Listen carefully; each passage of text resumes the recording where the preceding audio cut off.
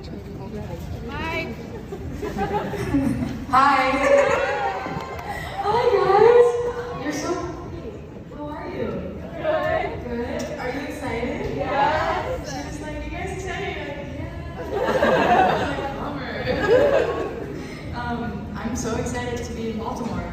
It's so beautiful. I got here late yesterday and I saw the water this morning. I was on the waterfront this morning. It was so pretty. How's everybody feeling? Yeah. I know I have some questions in this dipshit hat, which I love so much. I'm like, this is my new favorite thing ever. So I'm gonna get started and answer with great handwriting. Oh, I cannot relate. Okay. Was there any song that the finished product was completely different than how it began conceptually, lyrically, sonically? Lex. Did I say that right? Hi, Lex. I love sluts. I love your shirt. Where did you get it? So cute. Oh my gosh. Thank you. I'm obsessed with how everyone's coming in the color scheme. It's like the cutest thing in the world. Also, your shirt is crazy. I'm just so blown away. We look so aesthetically pleasing right now, all of us together. To answer your question, honestly, Decode had maybe 15 versions that were completely different production, just different conceptually pictured up, because I always knew that I wanted the album to end with "There's nothing left to decode," but I just didn't know how to execute it, and it took a really long time, and I knew that I wasn't going to finish the album until I finished Decode. And sometimes it's very easy to give up on a song because it gets exhausting. You hear it so many times and then you're like, is this even good? Actually, maybe this sucks. Once you hear it a certain amount of times, you're just sort of over it. So I had to step away from it for 4 months. I didn't listen to it, didn't even try to make it happen. And then finally, the clock was ticking and we finished it, and we made it just super simplistic. And so it's still one of my favorite songs on the album. So hope that answers your question. Okay. If you could tour with anyone, who would it be? Lena. Where's Lena? Hi. If I could tour with anyone, who would it be? I went to see Silk Sonic.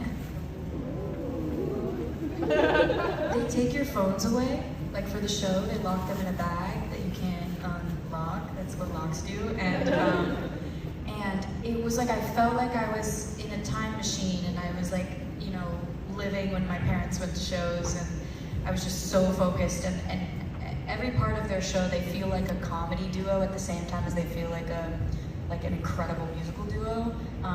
And for anyone who knows me knows I like comedy, I like laughing. And so it was just a really, really magical experience, and I feel like touring with them would be so fun.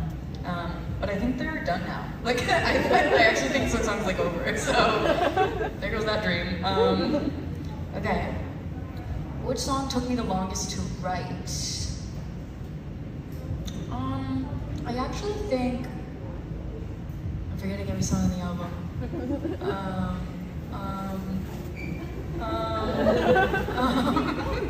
Well, Decode took the longest to make, but to write, to actually figure out, I think it might have been Bet You Wanna, which is so dumb, because I think sometimes I go back and I'm like, it's not even that lyrically mind-blowing, why did it take so long?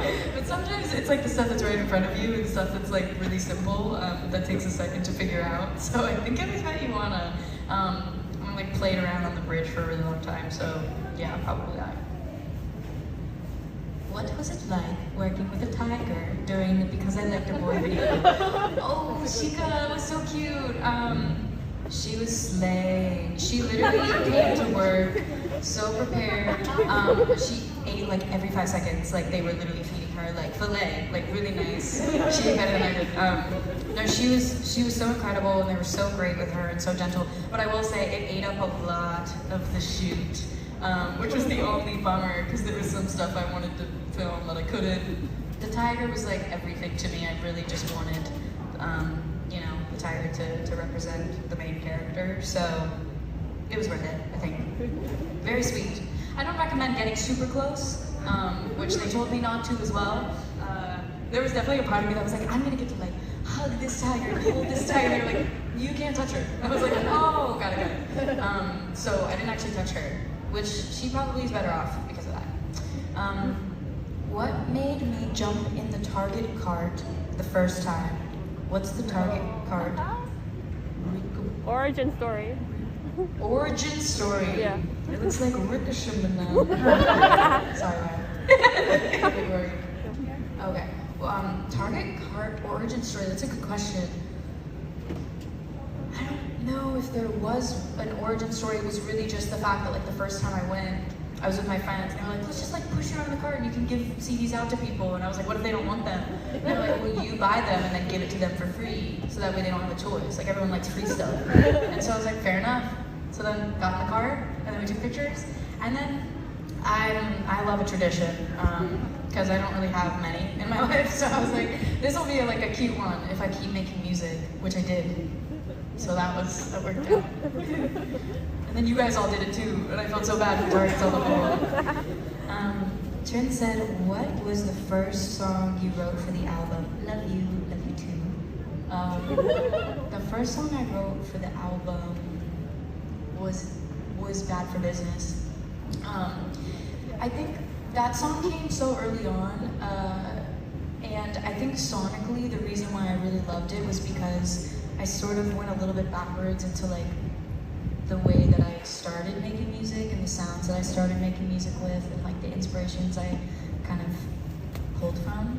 So Bad for Business kind of came first, and then it was like a really, really weird experimental phase of like all these different things, because I myself like a lot of different music, so it's really hard for me to be like, you know what, I'm gonna make an album full of songs that sound exactly like the same, you know, all the way through. And I think that's always been a really tricky thing for me, is like I'm gonna make this, you know, strictly country pop album and only make country pop songs, because I like things, you know, that aren't country pop as well. And my mood changes all the time, and I do feel like a lot of us are kind of the same in that way. We're like, you know, we're kind of all over the place with the things that we listen to.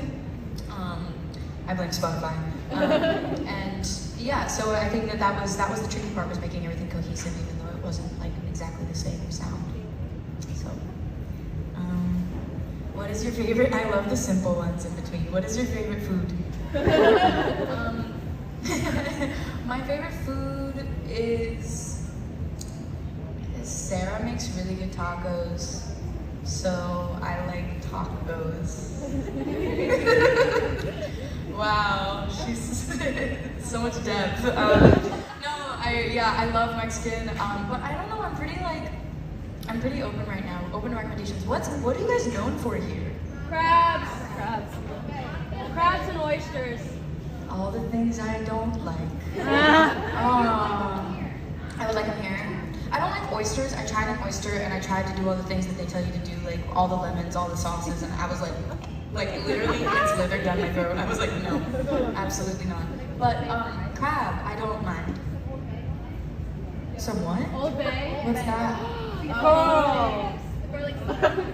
Ooh, okay. It's a seasoning? Uh-huh. I'm gonna get some Old Bay. You need to. Okay, amazing. This sounds great. I'm gonna go do that now. No, literally, because I think I have like a second. I have to leave you. I don't know, that's what they told me. Yeah? Okay, I'll be right back in a couple minutes.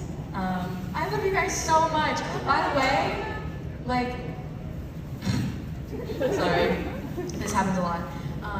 I just want to say how excited I am to be back on the road. Like, I have not toured in 3 years, and some of you guys have been there for like my earliest, youngest, most embarrassing tours, and we're just so excited to put on the show for you. Like, the other night was like very interesting, because obviously we had like a little bit of kinks and things to figure out. So you're lucky you're the second show, not the first. We like to be the second show. So we're just so excited to put on everything for you. And the merch table is literally right there, which I think is a really funny place to have it. Because during the show I'm just gonna be like, yo, what are you getting? But I hope you guys like it, and I'll be back in a little bit. I love you.